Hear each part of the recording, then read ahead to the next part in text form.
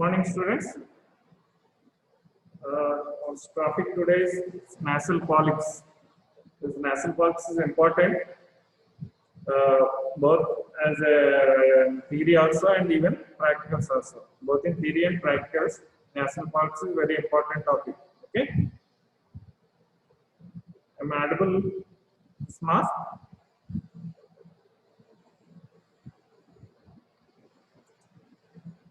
Okay, thank you.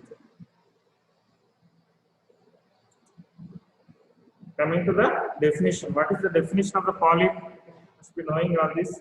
Is a hypertrophied edematous pedunculated mucosa collapsing out of the nose or paranasal sinus. For the polyps, we should know the nose, the anthropoidal polyp and ethmoidal polyp. These two are very important for your routine practice also. Okay. I told you in the last class, this allergy, nasal allergy is complicated into ethmoidal polyps. Okay. Coming to the properties of the polyps. What are the properties of nasal polyps? There is pale or grey in color, mainly glistening. They have smooth surface, they having pedunculated. Whether they are sensitive or insensitive, they are mainly insensitive to touch. Mobile, does not bleed on probing. These two are very important. What are they? Insensitive to touch, does not bleed on probing. Okay. They are mobile. Okay. Mobile, insensitive to touch, and does not bleed on probing, and they are glistening. Okay. Coming to the anthropoidal polyp. This is an important short answer question for you. Other name is Killian's polyp.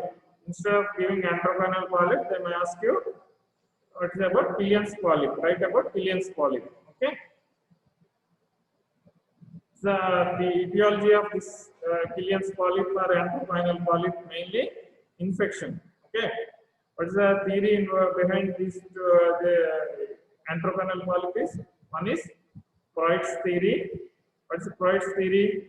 Is the anomaly of the maxillary sinus ostium, because the maxillary sinus ostium slants posteriorly. That's the theory behind this anthropoidal Freud's theory. And one more important one is Bernoulli's phenomenon. You know now Bernoulli's phenomenon. Velocity is inversely proportional to the pressure. Okay, when air passes through the narrow opening, there will be increased velocity. Okay, narrow opening means here in the nose, middle meatus. When air passes through the narrow opening, adjacent to that there is a drop in the pressure. Okay, that's called Bernoulli's phenomenon. Pressure drop next to the constriction, because there the velocity is more, there will be pressure will be less. Because of the negative pressure, there will be accumulation of edema fluid in the submucous, leads to polyp formation. That's called Bernoulli's phenomenon. Okay, understood? Velocity is inversely proportional to pressure. When air passes through the narrow opening, there will be increased velocity. That is in the middle meatus. There will be decreased pressure, leads to accumulation of edema fluid in the submucous. That's why there will be polyps in the middle meatus. Okay. Arises from the maxillary sinus mucosa. This anthropoidal polyp arises mainly 100%. That's why it's called anthropoidal. Okay, antrum. Arises from the maxillary sinus mucosa, mainly either medial wall, floor, or from the lateral wall. Okay, and exits via its natural or axillary ostium, mainly from the axillary ostium. Okay, and extends to the choana. Okay. This is very important. They may ask you 2 marks question, or in the Viva they may ask why anthropoidal polyp prefer to extend towards choana. Okay, this important one is cilia beats posteriorly. That's very important, and maxillary ostium directed posteriorly. And inspiratory currents are stronger than expiratory currents. Air current flows posteriorly in greater force. Okay, and even nasal flow slopes posteriorly, and the posterior nasal cavity compared to the anterior nares, posterior nares are choana is larger. Okay, and negative oropharyngeal pressure while swallowing, that also sucks the polyps posteriorly. Apart from these 4 are very important. Mainly ciliary bead, a strong air for expiratory flow compared to expiratory, and any main thing, and the maxillary ostium directed posteriorly, okay, and even this posterior nasal cavity larger. These four are very important, and even the negative oropharyngeal pressure by swelling also important one, okay. See the parts of the Killian's or anteropenile polyp. Antral is antral part. Antral part is globular. See, antral part is globular. Even choanal part also globular. Okay. Nasal part is flattened. Neck part, where neck part present at the maxillary ostium. Okay. The arises from the maxillary antrum and passes through the mainly from the accessory ostium. That is called neck part. Okay. Passes in the nose posteriorly. When passes in the nose part is nasal part. Goes posteriorly is the choanal part. Okay. Into the choanal part, into the nasopharynx. For the clinical presentation of the polyp, it's common in children and adolescent age. Unilateral nasal obstruction present. I want to ask one question here. Unilateral nasal discharge present, occasionally nasal mass. Okay. Is there any chance of being a bilateral nasal obstruction in anteropenile polyp? Anybody? Chance of bilateral nasal obstruction in anteropenile polyp? Anybody? How? When it extends posteriorly, good. What happened with the action posteriorly? No. There is chance of bilateral nasal obstruction present. Okay. How? I want to know. How it will cause bilateral nasal obstruction? Actually, if it is in the nasal part and the choanal part, there will be only unilateral nasal obstruction. Once it enters the choana and reaches the nasopharynx, it obstructs the opposite choana also. Understood? As long as it stays in the one nasal cavity up to the choana, there will be only unilateral nasal obstruction. Once it enters the nasopharynx, may obstructs the opposite choana also. Okay, let's say there is a chance of bilateral nasal obstruction in the advanced stage of anteropenile polyp. Understood?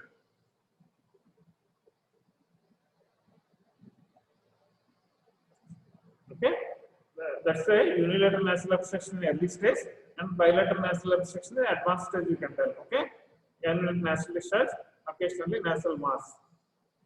So you can see the unilateral nasal mass here.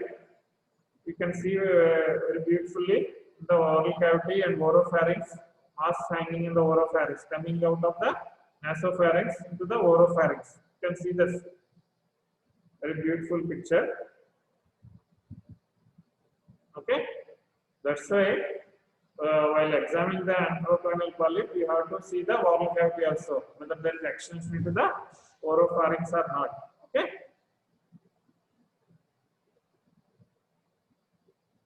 Understood? See this. What is the investigation? You can get what is the clinically how to examine by posterior rhinoscopy. See, by seeing posterior rhinoscopy mirror, you can see this one polyp in the mirror, posterior rhinoscopy mirror. Okay. How to examine the nasal mass? Mainly inspection, whether it is a size, number, and the color, surface, whether it is pedunculated sessile and attachment is no. Okay, so examine. And whether probing, consistency, sensitivity to touch, bleeding and touch can be passed all around. I told you already, say it is insensitive to touch and not beads on touch. Okay, if it is turbinate or something, there is a sensitive to touch. And if there is any malignancy, there is a bleeding on touch. Okay, shrinkage with decongestant drops. Even polyps and even turbinates, enlarged turbinate also shrinks minimally. But this tumor, malignancy and all, they won't get decongested or shrink with decongestant drops. Okay, What's the probe test? By examining the nasal mass, you can do the probe test. How to differentiate it from the hypertrophic turbinate? Anyway, polyp is insensitive to touch, insensitive to pain. Here, turbinate is sensitive to pain. It's a mobile. Polyp is mobile. Turbinate is not mobile. Whether this second point is correct or not, I just want to know from you. Probing can be passed all around, cannot be passed. This probing can be passed all around in antroponal polyp. In hypertrophic turbinate cannot be passed. This second one is correct or not? Just tell me.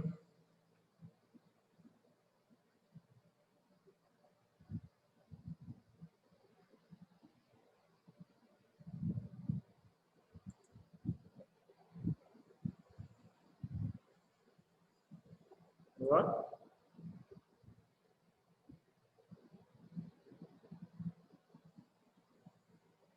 No pedunculated, so can be passed around. This is antropoinal polyp. No, I told you it arises from the maxillary antrum.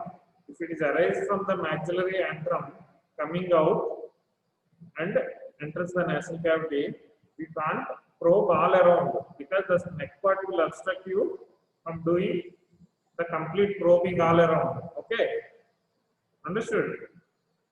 If it is normal ethmoidal polyp, you can do, but if it is antropoinal polyp, it arises from the maxillary antrum and coming to the nasal cavity, that neck part will obstruct you from doing this probe test all around. Okay, that's why only this antropoinal polyp we can't do probing all around. Okay, even this hypertrophic turbinate also cannot do probing all around. Okay, the second point is wrong. Probing can be passed all around is wrong in for antropoinal polyp. What is the differential diagnosis for this antropoinal polyp? I told you hypertrophied inferior turbinate by probing and by touch sensitivity. Sensitive to touch. Insensitive pain is the antropoinal polyp. Sensitive to the touch is pain is inferior turbinate. And even probing both are same. Mainly the softer. This is firm in consistency. Hypertrophic turbinate is not soft. It is firm in consistency and it is sensitive to pain. Okay. Blub of mucus. Even some small blub of mucus also. It looks like some polyp. Then we should ask the patient to blow the nose forcefully. Then if it's bleb, simple bleb, it will go off. Okay. Inverted papilloma. How to differentiate from inverted papilloma? I think you will tell about this in the next classes. Inverted papilloma is the nasal tumor arises from the lateral wall of the nasal cavity. It's mostly present in the adults after 40, around 40 to 60 years of age, because that's the differentiating features. This antropoinal polyp mainly present in youngsters. Okay, and even bleeding also present in inverted papilloma. The same thing with rhinosporidias, rhinoscleroma. Rhinosporidias, you can see the small dots, rhinosporangia. Okay, angiofibroma. How do you differentiate it from the angiofibroma? Because in angiofibroma, there is a history, significant history of epistaxis will be there. Okay, this is very important. And meningocele and meningocele. The meningocele, if the patient of age below 6 years comes to you with nasal polyps, you should suspect any meningocele or meningoencephalocele. Okay, should first aspirate the fluid and send for CSF study. Then only you have to suspect whether it is simple polyp or any meningocele. You should not do and avulse the polyps in case of pediatric people. Okay, then maybe it might be either meningocele or meningoencephalocele. You can suspect it. Okay, and malignancy. Malignancy, how to rule out? Because malignancy is mainly fleshy and friable and even bleeds and touch. Okay, these are the differential diagnosis. What are the investigations you are going to do? One is diagnostic nasal endoscopy, X-ray PLS, that's a water view, X-ray nasopharynx lateral view. The main is diagnostic nasal endoscopy. This is a very important investigation for antroconal polyp. X-ray paranasal sinus water view and X-ray nasopharynx lateral view. The same investigation we get for even adenoids. Okay, X-ray nasopharynx soft tissue lateral view. Okay, but how to differentiate it from the adenoids? How to differentiate from the adenoids? Here, the presence of air between the skull base and polyp, because polyp arises from the nasal cavity, not from the skull base, unlike this adenoids. Okay, that's why whether it's coming from the nasal cavity, that's why there will be small air shadow. Okay, small air shadow between the skull base and the polyp. This is polyp, this is skull base. There is small air shadow because polyp is coming posteriorly, not coming from the skull base. If it is coming from the skull base, there won't be any this one shadow. It's called crescent sign. What's crescent sign in antroconal polyp? You tell that in X-ray nasopharynx there is a presence of air shadow between the skull base and polyp. That is the differentiating feature between antroconal polyp and adenoids. Okay, and even CT scan is also very important to rule out the extension and the attachment. This is a diagnostic nasal endoscopy. You can see the nasal mass, inferior tablet and septum. You can see the X-ray paranasal sinus. See the radio opacity in the maxillary sinus, and in the oral cavity you can see oropharynx. You can see the radio opaque this one opacity. Okay. Coming to the CT scan finding, you can see the maxillary sinus completely filled with the polyp coming out of the ostium, enters the nasal cavity. In posterior cuts, you could see this one extension into the posteriorly. Okay, what is the treatment for it now?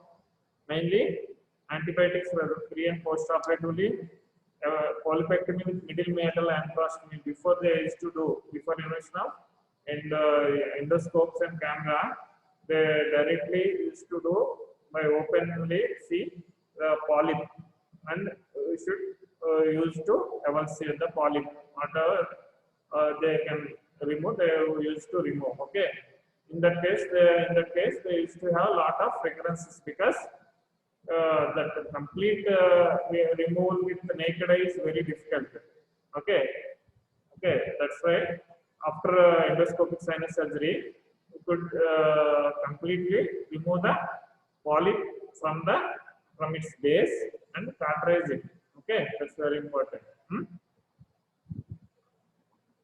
It's if it is a recurrent case, you can go for even valvular operation. Okay, show you how to do it. Okay, so middle meatal antrostomy. This is enlarging the middle meatus and combining with the axillary ostium. Natural ostium and axillary ostium combining called middle meatal antrostomy. Okay, this is valvular operation. Valvular operation now is also important. You may ask you in Viva or in practicals. If in a recurrent case of antroconal polyp, go better valvular operation. Sublabial approach. Okay, let's give a small incision from canine to second molar. You elevate the flap.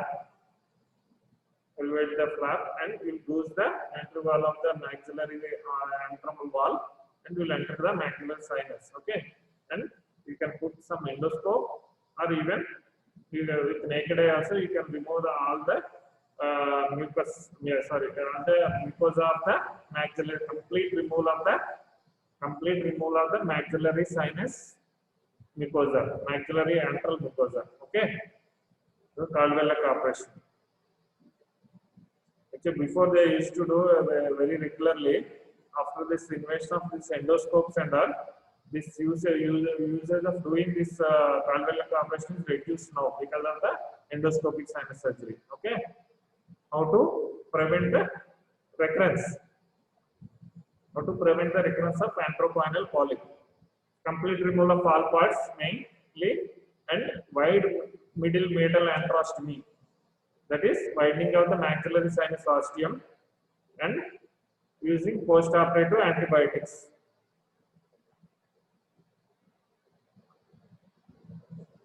Okay, that is very important. Even if I told you, no, this is not answer question for you. Antropoanal polyp. Okay. Coming to the ethmoidal polyps. Ethmoidal polyps. For the clinical presentation, mostly in adult patients, bilateral nasal obstruction here, bilateral water nasal discharge, and excessive paroxysmal season because allergic history, instead of previous nasal allergy. Okay. See, is very wonderful picture showing the nasal polyps. I've seen many patients in my even in my OP also. A lot of nasal polyps patients will come to me. Okay, this anti-rhinoscopy. Anti-rhinoscopy picture showing the nasal polyp. See the broadening of the nasal bridge. This is one of the picture of the nasal polyps. Coming to the etiology, some important bits are there here. Etiology of ethmoidal polyp mainly allergy and allergy and infection, secondary infection, vasomotor imbalance, Bernoulli's phenomena I told you already, polysaccharide changes. These are etiology for it, mainly allergy. Okay. What are the associated diseases here? What is Samter's triad? They'll ask mainly very important question. What is Samter's triad? Samter's triad is aspirin intolerance, bronchial asthma, and ethmoidal polyps. I think everybody will tell this one. What is Samter's triad? I want to ask you which one starts first? Asthma, ethmoidal polyps, or aspirin intolerance?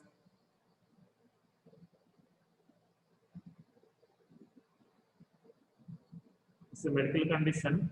Which one starts first?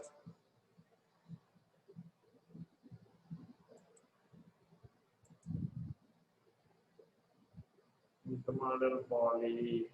No.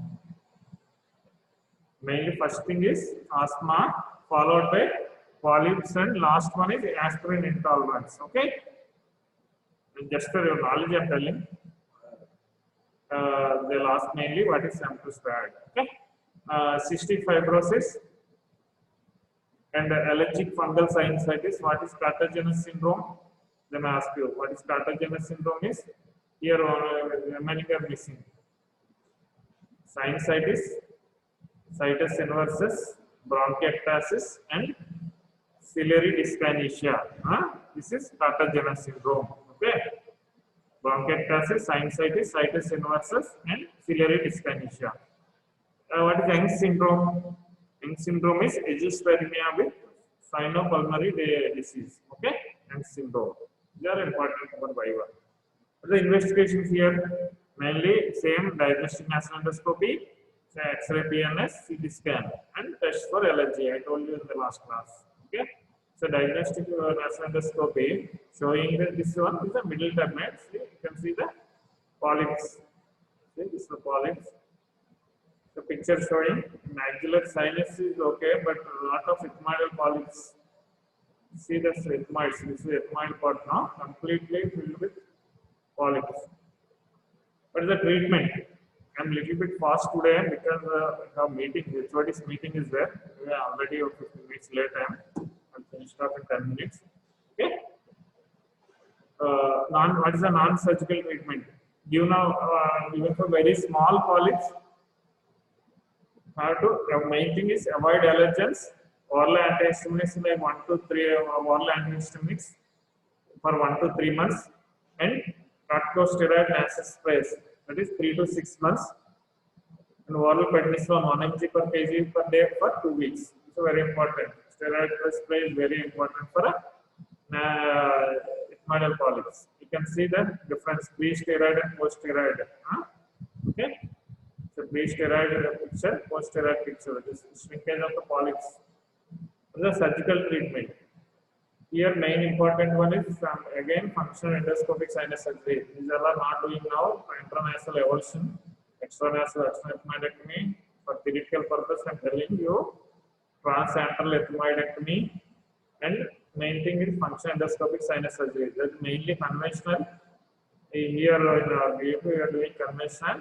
We have even I have this microdebrider. This one. This is very important. Microdebrider assisted functional endoscopic sinus surgery. With microdebrider, this is doing FES directly. Okay. These are the instruments: Beckesley stride, Butterfly angle, giraffe forceps, Beckesley stride forceps, backbiting forceps. Okay, curved suction cannula. Okay, this is the complete setup of endoscopic sinus surgery with navigation. Okay, this is a microdebrider, 0 degree, and each has some 3 blades. This is a 0 degree blade, 40 and 70, and even 120 also is there. For sinus, maxillary sinus work, you can use 40 and 60. Okay, for normal nasal cavity work, you can use this 0 degree blade. What's the advantage of using this debrider is less bleeding, and you won't damage the surrounding structure and ciliary this mucosa. Mainly, the mucosa stripping won't be there with this debrider. That's very important. Okay, bleeding will be less. How to prevent recurrence? So mainly in ethmoidal polyps, recurrence is more common. No, I will tell in the next slide. It's a complete removal of all polyps, avoid allergens, and post-operative course of histamines and corticosteroid sprays. Histamines for 1 to 3 months, and corticosteroid nasal spray for 3 to 6 months. Even after surgery, also we should recommend them to use the nasal spray post-operatively. Most of the patient, what they would think with the surgery, everything will completely resolve. No need to use any medication. But that is stands wrong with this nasal polyp surgery. Okay. Even after the surgery, what we do in the surgery will completely remove the allergens and the complete mass will remove. But the steroid spray and that you have to continue for 3 to 6 months. See, bilateral FES, cavity, sinus, maxillary sinus opening, ethmoids opening. You could see very nice picture showing all this post-operative stage. Okay. Even the scan also showing, see the complete normal maxillary sinus, ethmoids, and okay. I think the last week slide. So difference between anthropoid pulp and ethmoidal polyps. Anthropoid pulp mainly seen in children and adults, and ethmoids mainly seen in adults. Infection is the etiology for AC polyp. Here allergy is the main thing. Okay, mainly it is single, unilateral. I meant to say it's a multiple, grayish white, multiple glistening. All these are in ethmoidal polyps. Okay, unilateral, bilateral. It's a trilobed. That's a dumbbell shape. It's a grape-like. It grows backward is anthroponal. Grows forward is a ethmoidal polyps. Main treatment for AC polyp is surgical. Here both, I told you, surgery followed by medical treatment is very important here. And recurrence is uncommon once if you remove the complete excision of the polyp, including the base and cartilage, then the recurrence is very much uncommon. And the chances of recurrence, because I told you, many of the patients, they won't follow proper precautions after surgery. Okay. I think I'll finish this polyps for today. If you have any doubts, please let me know. Very short time. Any doubts regarding today's topic or any doubts regarding upcoming exam?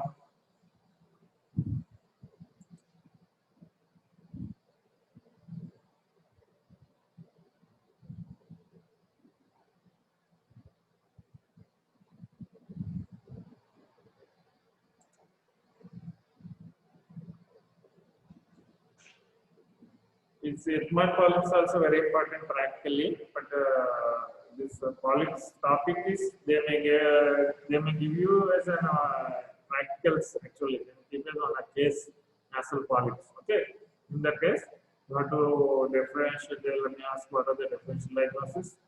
What is the difference between these two polyps? How do you manage? And the very important topic is nasal polyps. Okay.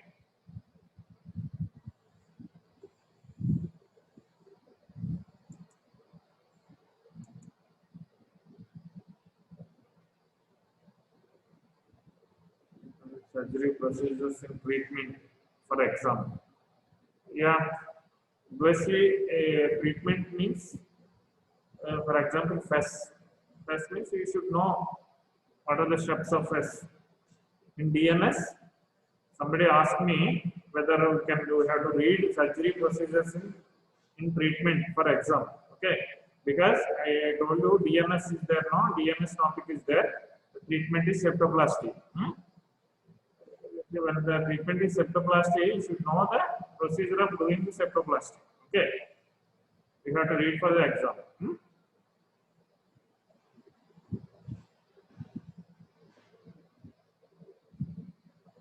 Anything?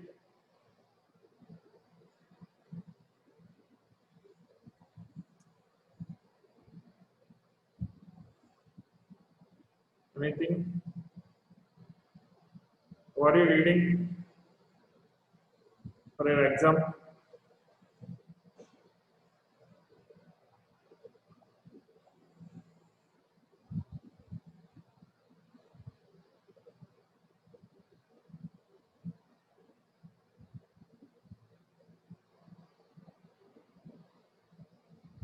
There are no doubts. Okay, we'll close for today.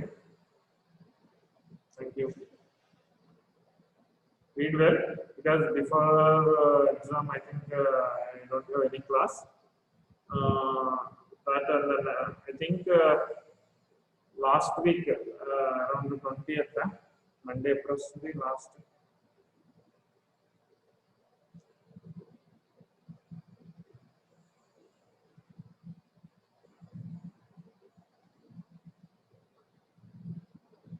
Yeah.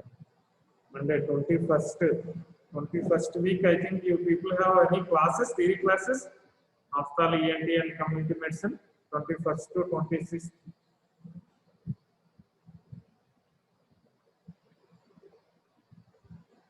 Twenty-first is Monday. Our exam is on 22nd now. 24 after and 26 community medicine. People have the classes on that week.